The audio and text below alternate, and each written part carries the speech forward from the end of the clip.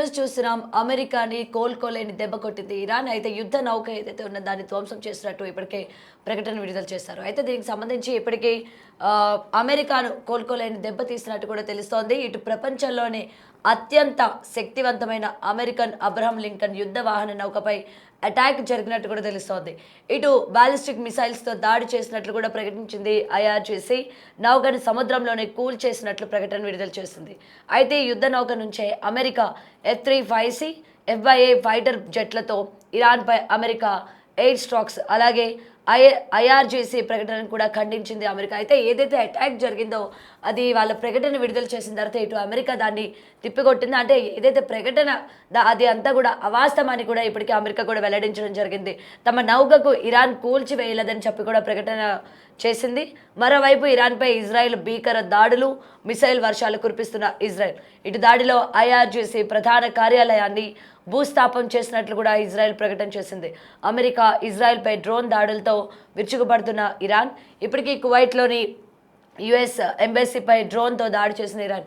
అయితే ప్రజలు ఏ విధంగా బిక్కుబిక్కుమంటున్నారో మనం ఇటు సోషల్ మీడియా కనుక చూసుకున్నట్లయితే ప్రతి ఒక్కరు కూడా ఏ విధంగా అక్కడి యొక్క వాతావరణం ఉంది, ఇటు దుబాయ్, కువైట్, సో వీటన్నిటిపైన అబుదాబి ఏ విధంగా దాడులు జరుగుతున్నాయి, అక్కడున్న ప్రజలు ఎప్పటికప్పుడు అప్డేట్స్ అన్నవి ఏ విధంగా తెలియజేస్తున్నారో సోషల్ మీడియా ప్లాట్ఫామ్లోని మనం చూస్తూనే ఉన్నాం. అయితే ఇటు ప్రజలందరూ కూడా అప్రమత్తంగా ఉండాలి.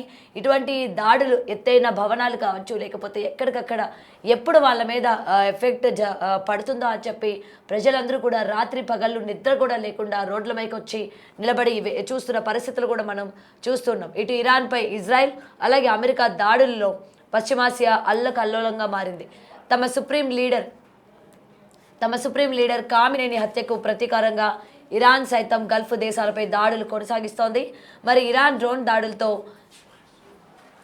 యొక్క డ్రోన్ దాడులతో ఇటు రాజధాని మనామాతో పాటు దుబాయ్, దోహో, అబుదాబిలోని చాలా ప్రాంతాల్లో సోమవారం పేలుళ్ళు శబ్దాలు ఏర్పడినట్టు కూడా తెలుస్తుంది. అయితే దీనికి సంబంధించిన విజువల్స్ ఒకసారి మనం స్క్రీన్ మీద చూద్దాం. ప్రజెంట్ సిచ్యువేషన్స్ ఏ విధంగా ఉండింది, ఎంత మేరకు ఎఫెక్ట్ అయ్యింది అన్నది ఒక్కసారి మనం చూద్దాం.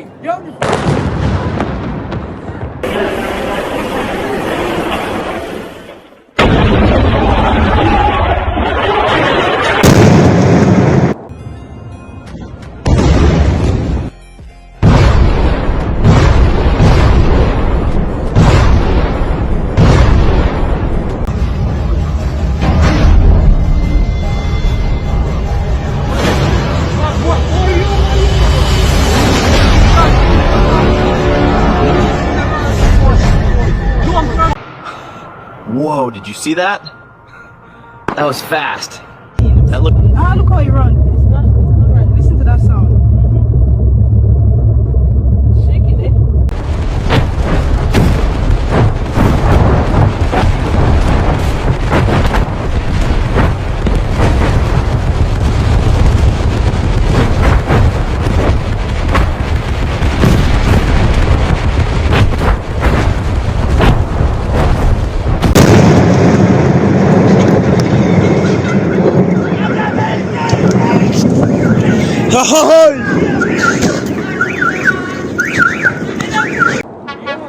لازم نفعل على المركز.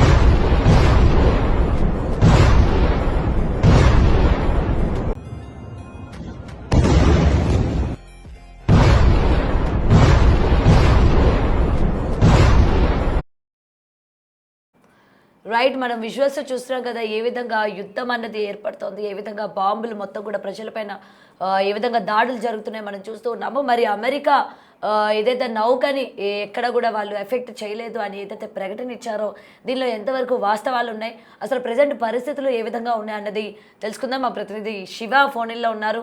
రైట్ శివ, చెప్పండి. ప్రజెంట్ యుద్ధ నౌక ఏదైతే ఉందో ఇటు ప్రతీకారంతోనే మేము దాన్ని ధ్వంసం చేశాము అని ఇటు తెలియజేస్తున్నప్పటికీ అమెరికా మాత్రం లేదు, అటువంటిది ఏది కూడా లేదు, జరగలేదు, సేఫ్గానే ఉంది అని చెప్పుకొస్తూ ఉంది. మరి ఈ యుద్ధం అనేది ఇంకా కొనసాగే అవకాశాలు ఉన్నాయి. ప్రజెంట్ పరిస్థితి ఏ విధంగా ఉంది శివ? రైట్ గౌతమి, అమెరికాకు ఇరాన్ బిగ్ షాక్ ఇచ్చింది. అమెరికాకు కోలుకోలని దెబ్బ తగిలిందని ప్రధానంగా చెప్పుకోవాలి. ప్రపంచంలోనే అత్యంత శక్తివంతమైన అబ్రహం లింకన్ యుద్ధ నౌకపై ఇరాన్ దాడులు చేసింది. బాలిస్టిక్ మిసైల్స్ తో దాడి చేసినట్లుగా ఐఆర్జిసి ప్రకటించింది. ఇరాన్ రివల్యూషనరీ గార్డ్స్ ఎవరైతే ఉన్నారో గార్డ్ సిస్టమ్ అనేది ఇక్కడ దాడి చేసినట్టుగా చెప్తున్నారు. ఇక నౌకను సముద్రంలో కూల్చేసినట్లుగా కూడా అధికారికంగా ప్రకటించారు. ఈ యుద్ధ నౌక నుంచి అమెరికా F-35C FA వెబ్ ఫైటర్ జెట్లతో ఇరాన్ పైన దాడులు చేసింది.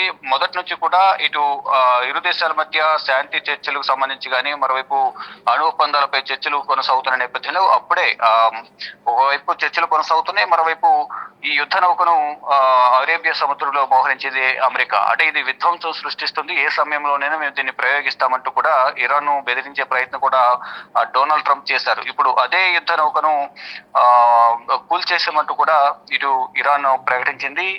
ఇరాన్ పై అమెరికా ఎయిర్ స్ట్రైక్స్ కూడా ప్రారంభించింది. ఎప్పుడైతే ఈ నౌకకు సంబంధించి పేల్చేశారనే ప్రచారం జరుగుతుందో ఇటు ఇరాన్ పై కూడా అమెరికా ఎయిర్ స్ట్రైక్స్ కు పాల్పడుతుంది. అయితే ఐఆర్జిసి ప్రకటనను అమెరికా ఖండించింది. తమ నౌకను ఇరాన్ కూల్చివేయలేదని కూడా ఒక ప్రకటన విడుదల చేశారు. మరోవైపు ఇరాన్ పై ఇజ్రాయెల్ కూడా భీకర దాడులు చేస్తుంది. ఒకవైపు ఇజ్రాయెల్, మరోవైపు అమెరికా ఇరాన్ పై దాడులు కొనసాగిస్తున్నాయి.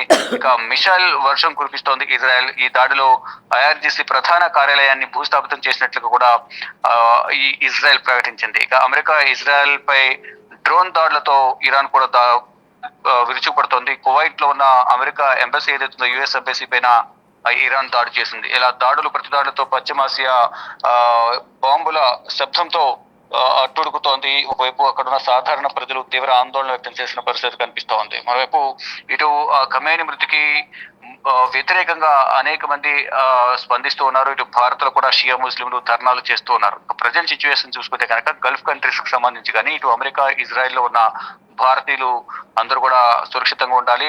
ఎప్పటికప్పుడు ఎంబసీ కార్యాలయాలతో సంప్రదింపులు జరిపి వారితో టచ్ లో ఉండి ఎప్పుడు అక్కడి నుంచి ఖాళీ చేయిస్తారు అనేది కూడా వారు సమాచారం ఇస్తారు. కాబట్టి ప్రజలందరూ కూడా జాగ్రత్తలు తీసుకోవాలంటూ కూడా భారత్ తెలియజేసింది. మరోవైపు అమెరికా కూడా అక్కడ ఉన్న ప్రజలందరికీ కూడా ట్రావెల్ అడ్వైజరీ జారీ చేసింది. ఎవరు కూడా బయటకు రావద్దు, ఇళ్లలోనే ఉండాలి. తదుపరి ఆదేశాలు వచ్చే వరకు ఎవరు కూడా రోడ్డుపైకి రావద్దంటూ కూడా అమెరికా ఇటు గల్ఫ్ కంట్రీస్ లో ఉన్నవారు కానీ, ఇటు ఇరాన్ లో ఉన్న అమెరికన్స్ కానీ, ఇజ్రాయెల్ లో ఉన్నవారు కానీ, ఇతర దేశాల్లో ఉన్న అందరికి కూడా పలు సూచనలు చేస్తుంది అమెరికా ఇజ్రాయెల్ కూడా.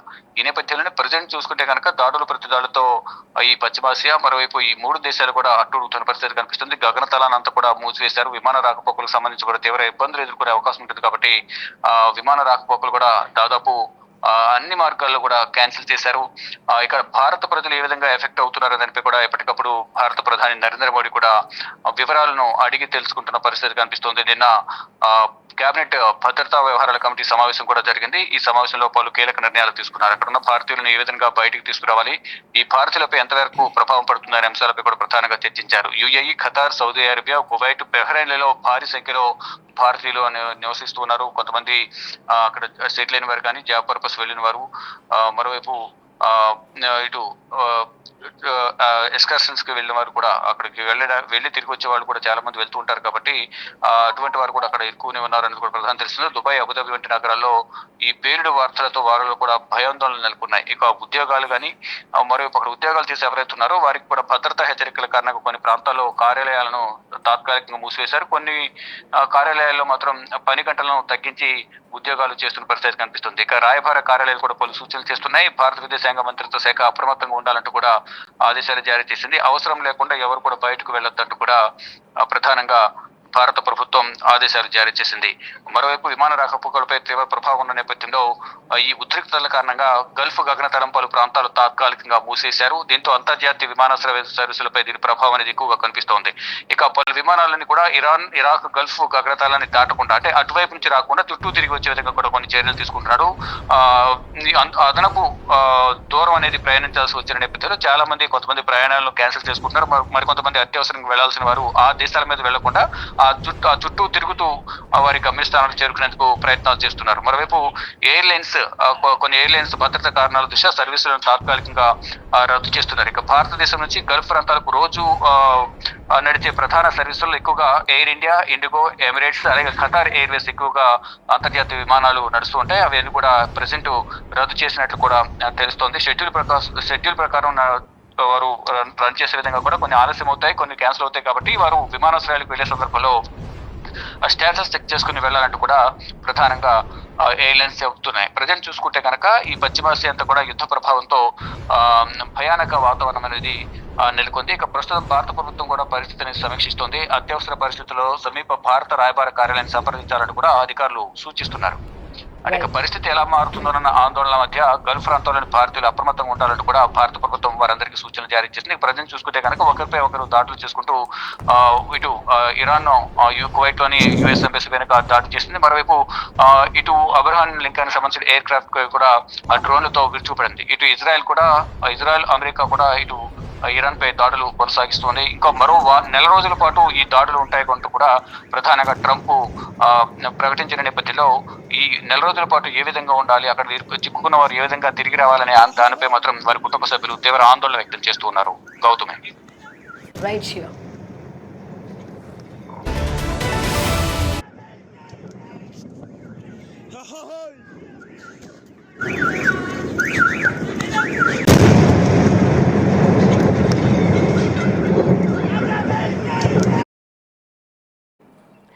రైట్. అలాగే ఇప్పుడు ప్రజెంట్ మనం చూస్తున్నాం కదా, యుద్ధ వాతావరణంలోని ప్రజలు ఏ విధంగా చిక్కుకున్నారు. ముఖ్యంగా ఇక్కడి నుంచి ఇండియా నుంచి అక్కడ పనిచేయడానికి వెళ్ళే వాళ్ళు కావచ్చు, కువైట్ కావచ్చు, లేకపోతే దుబాయ్ కావచ్చు, చాలామంది వెళ్తూ ఉంటారు.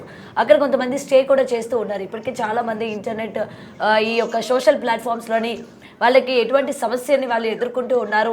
అలాగే గవర్నమెంట్ కూడా యాక్షన్ తీసుకొని మమ్మల్ని క్షేమంగా రప్పించే ప్రయత్నం చేయండి అని చెప్పి ఇప్పటికే నరేంద్ర మోడీకి ట్వీట్స్ చేస్తున్న పరిస్థితి కూడా మనం చూస్తూ ఉన్నాము.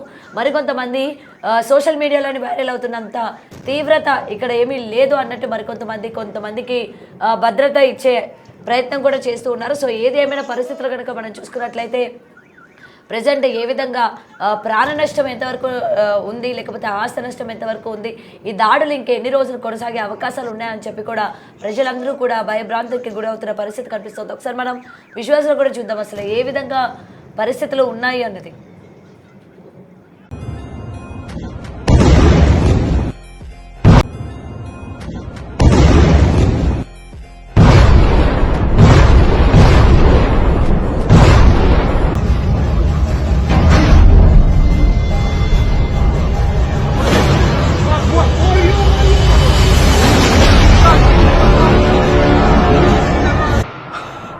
Whoa, did you see that? That was fast. That looked... Look how you run. It's not right. Listen to that sound. Shaking it.